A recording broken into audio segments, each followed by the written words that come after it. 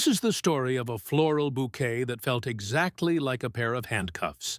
On the 2nd of June, Queen Camilla stood on a rooftop in South London, smiling warmly for the press as she officially opened a neuro-intensive care balcony garden at St. George's Hospital. She chatted politely with matrons, received flowers from recovering patients, and praised the fresh air of the green oasis. To the casual observer, it was a heartwarming display of royal duty. But behind the carefully managed public relations smile, Camilla was suffocating. What looked like a routine charitable engagement was actually a devastating administrative exile. In less than 24 hours, the woman who had spent 30 years clawing her way to the ultimate peak of the British monarchy realized that she had been structurally and permanently banished. She was politely but firmly forced out of the global diplomatic spotlight and handed a localized side door. And the most terrifying part was that there was absolutely no one she could yell at, because the entire demotion was executed in complete devastating silence.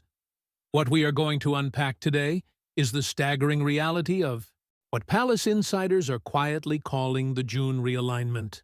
We will look at the secret, globally ambitious power grab Camilla attempted behind closed doors, how Prince William and Princess Anne uncovered the deeply buried paper trail, and the cold institutional retaliation that followed. Most importantly, we will examine the crushing realization that shattered Camilla's world. The sudden, inescapable truth that despite the heavy crown on her head, she is not a sovereign stateswoman. She is merely a temporary employee of the Crown Estate, and Prince William has just permanently revoked her diplomatic clearance.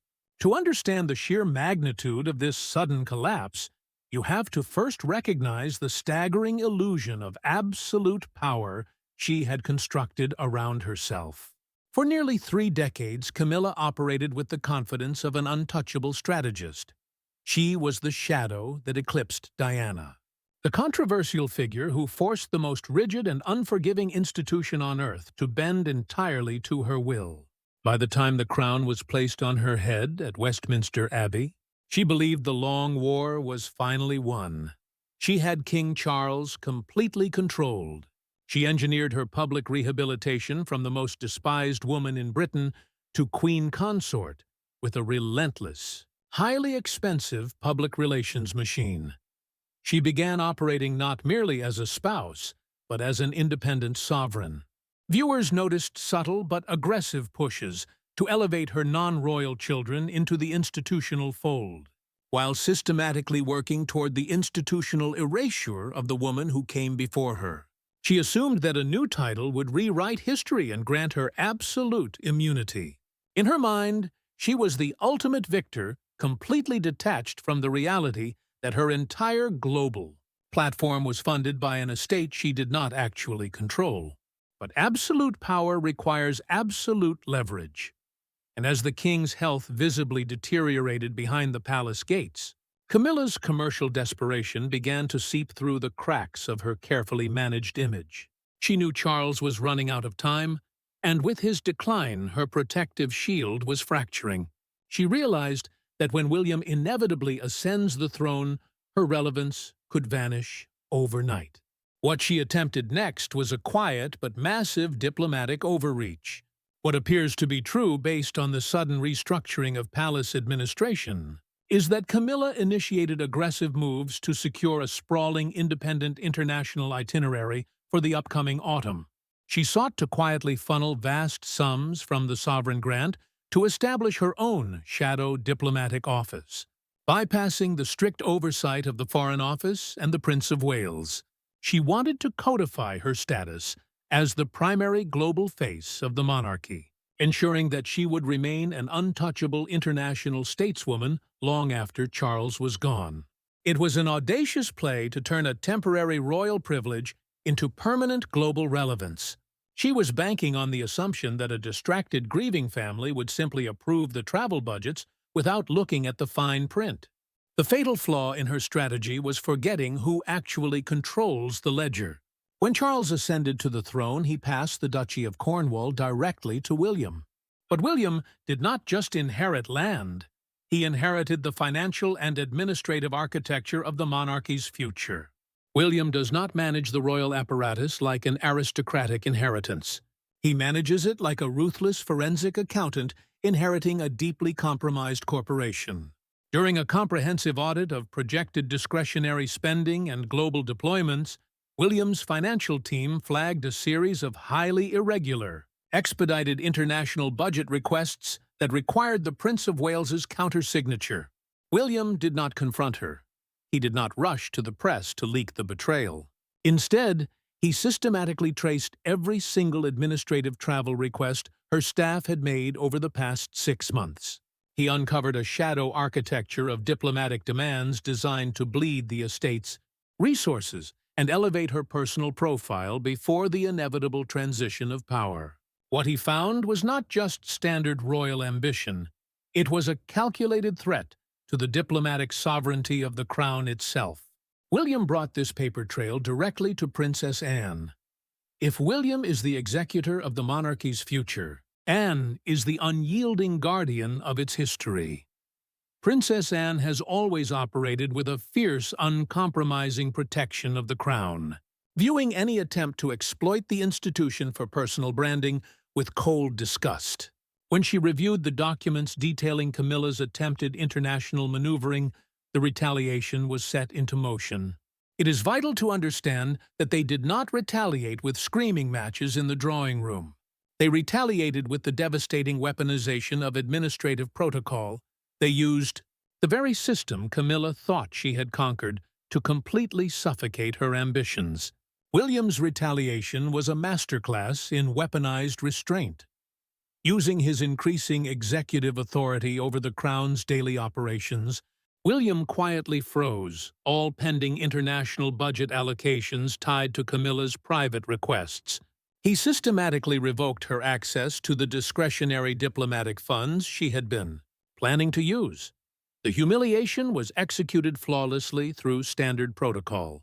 When Camilla's senior aides attempted to finalize the logistics for her independent global tour, the requests were simply denied due to strategic budget reallocation. Her most senior international scheduling staff were suddenly reassigned to William's executive team under the guise of institutional streamlining. That detail matters immensely. By removing her staff and cutting her international funding, William effectively placed her under an administrative siege. She was slowly being suffocated by red tape, completely unable to fight back without exposing her own diplomatic desperation to the public. She could not complain to the press without revealing that she was trying to siphon millions from the crown for a personal vanity tour. She could not demand her global scheduling team back without admitting she had lost control of them. Every move she made was blocked by a polite, protocol-driven email from William's office. Instead of the global stage, she was handed a revised, heavily downgraded schedule. She was dispatched to cut a ribbon at a hospital garden in Tooting. The contrast of schadenfreude here is staggering. The woman who employed the most expensive public relations strategies in the world to become a global queen was suddenly facing the broke reality of a consort who was only authorized to visit a local balcony. The psychological toll of this silent execution was immense. While Catherine was quietly stepping back into the light, effortlessly absorbing the monumental high-impact engagements and securing the enduring reverence of the British public, Camilla was panicking over cancelled flight manifests in the shadows. The moral outrage of William and Anne was not just about the money or the scheduling. It was about the staggering disrespect shown to Catherine and the legacy of Diana. Camilla had mistaken William's silent, enduring grief for administrative weakness. She assumed his focus on his wife's health would leave the diplomatic doors unguarded. Instead, not because he was angry, but because he is ruthlessly protective, he used that exact moment to lock every international door in the palace, changing the codes while she was standing on the outside. The moment the trap snapped shut was visually and psychologically devastating. Accounts suggest that Camilla, realizing the absolute finality of the administrative blockade, returned from her hospital garden engagement completely hollowed out. She realized that the polite smiles of the medical staff were actually the bars of her new cage. She was trapped in a gilded perimeter where she had zero leverage. Holding the officially denied international travel budgets, she realized that the illusion of power she had spent a lifetime building had been dismantled by a few strokes of a pen. Her only remaining move was to turn to the one man who had always surrendered to her demands. She turned to King Charles. She bypassed the regular courtiers and walked directly into the king's private sitting room, carrying the undeniable proof of William's insubordination, expecting a royal command that would immediately reinstate her global empire. King Charles looked down at the paperwork spread across his desk, the weight of the monarchy visibly pressing upon his shoulders. Camilla stood waiting for the inevitable outburst, the royal command that would restore her international travel budgets and reinstate her displaced staff. But the outburst never came. Instead, the room was filled with a heavy, suffocating silence. What Camilla witnessed in that moment was not a husband ignoring his wife, but a sovereign recognizing his successor. Charles knew that William's administrative blockade was not a petulant act of rebellion. It was a legally binding containment strategy designed to safeguard the institutional integrity of the crown. For the king to intervene and override the Prince of Wales on matters concerning the state, expenditures would be to initiate an open constitutional civil war within his own family, a war he simply did not have the physical or political strength to fight. In that quiet moment of surrender, Charles chose the survival of the institution over the comfort of his wife, effectively sealing Camilla's fate. This silence was the ultimate psychological climax of Camilla's 30-year campaign. For decades, her entire survival strategy had relied on a single, unwavering variable: Charles's willingness to burn down the palace rules to protect her. He had defied his mother, alienated his children, and sacrificed his public standing to ensure she wore the crown. But the crown changes the man, and the institution eventually absorbs the individual. Faced with the clinical, unyielding precision of William's audit, Charles realized that his own reign was merely a transitional bridge to the future. He could no longer act as Camilla's shield because the shield itself now belonged to his son. The realization that her ultimate protector had capitulated left Camilla staring directly into the abyss of her own profound commercial desperation. To understand the terror of this realization, one must look past the glittering facade of royal life and examine the cold reality of the ledger. To the global public, Camilla is a billionaire queen draped in historic diamonds and surrounded by an army of security. But in the forensic language of property law and sovereign trusts, she actually owns virtually nothing. The palaces she inhabits, the cars she rides in, and the endless stream of capital that funds her lifestyle are entirely tied to the royal bloodline. When Charles ascended the throne, the billion-dollar engine of the monarchy, the Duchy of Cornwall passed automatically and exclusively to Prince William. The Crown Estate is managed independently by the state, and the private estates of Sandringham and Balmoral belong to the monarch, not the consort. Even Highgrove House, the country estate, Camilla spent decades curating as her personal sanctuary with Charles, is legally owned by the Duchy of Cornwall. The King of England is effectively a rent-paying tenant to his own son, and Camilla is merely a guest living on William's property. This lack of independent equity is what drove Camilla's secret international power grab in the first place. It was never about a simple vacation or a desire to cut ribbons. It was a frantic, calculated attempt to build an independent diplomatic legacy that could be converted into permanent global influence. She knew that the moment Charles passes away, her title downgrades to Dowager Queen. Her funding from the sovereign grant evaporates, and her access to the grand machinery of state is permanently revoked. Her children, Tom and Laura, will inherit nothing from the royal family's multi-billion-dollar empire. By attempting to establish a shadow diplomatic apparatus and secure permanent funding channels, she was trying to insulate her lineage from the fast-approaching reality of a William and Catherine monarchy. But by executing a flawless administrative checkmate, William did not just cancel a tour, he exposed her absolute vulnerability, reminding her that her entire empire was built on sand. With the financial gates firmly locked, the silent execution of revenge moved from the ledger to the very atmosphere of the palace corridors. Viewers and royal insiders began to notice a profound protocol-driven shift in how the monarchy operates on a daily basis. It was a dismantling that required no shouting matches or public scandals, only the quiet weaponization of administrative detail. Courtiers who had spent years answering directly to Camilla found their responsibilities altered, their access to the king's daily diary restricted, and their strategic positions filled by advisors fiercely loyal to the Prince of Wales. The informal privileges that Camilla's non-royal family members had enjoyed for years, the side door access to private quarters, the unlogged security clearances were quietly and systematically revoked. They were reminded through polite and formal security notifications that they were visitors, not members of the firm. While Camilla's footprint within the palace was being systematically erased, a new order was effortlessly establishing itself to fill the vacuum. As the Queen Consort shrank into diplomatic irrelevance, Catherine, the Princess of Wales, expanded to occupy the absolute center of the royal framework.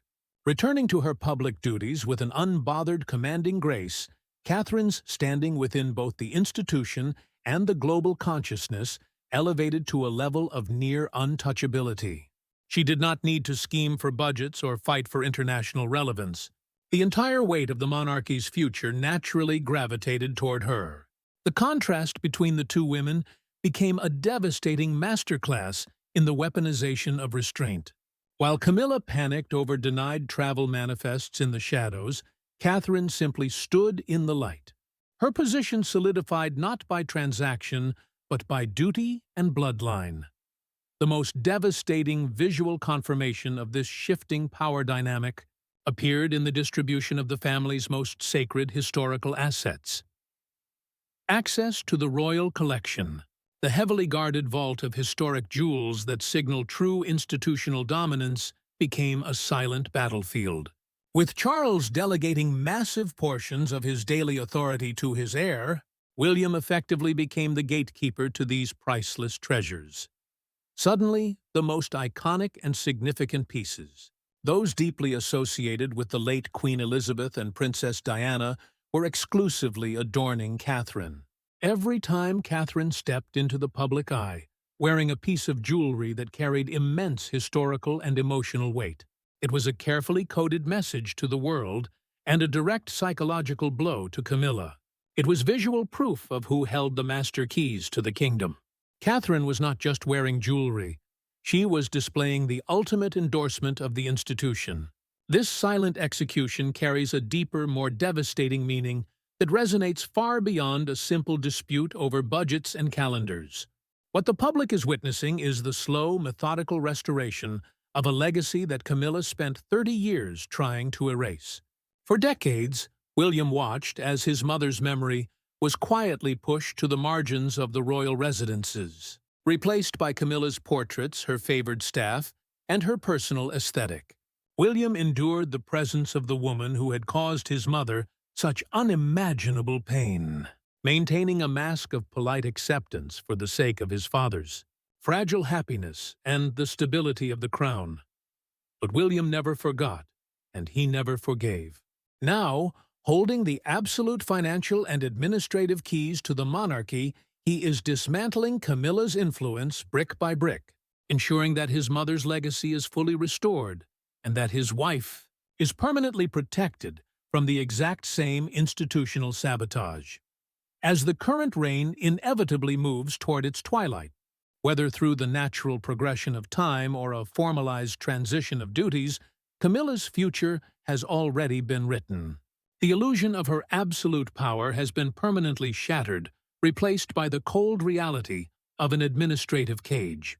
When William officially ascends the throne, she will face the ultimate downgrade, existing entirely at the mercy of a king and queen who owe her nothing. The woman who clawed her way to the highest peak of British royalty will find herself quietly managed out of the institution, banished to the quiet margins of history, remembered not as the triumphant strategist she believed herself to be, but as a temporary liability that the monarchy eventually and ruthlessly corrected. Thank you for exploring this deep dive into the hidden realities of royal power. If you found this forensic analysis compelling, please make sure to subscribe to the channel. Leave a like on this video and share your thoughts in the comments below. We will continue to bring you the unvarnished truth behind the velvet ropes of the British establishment. Until next time, remember that in the halls of absolute power, the loudest statements are always made in total silence.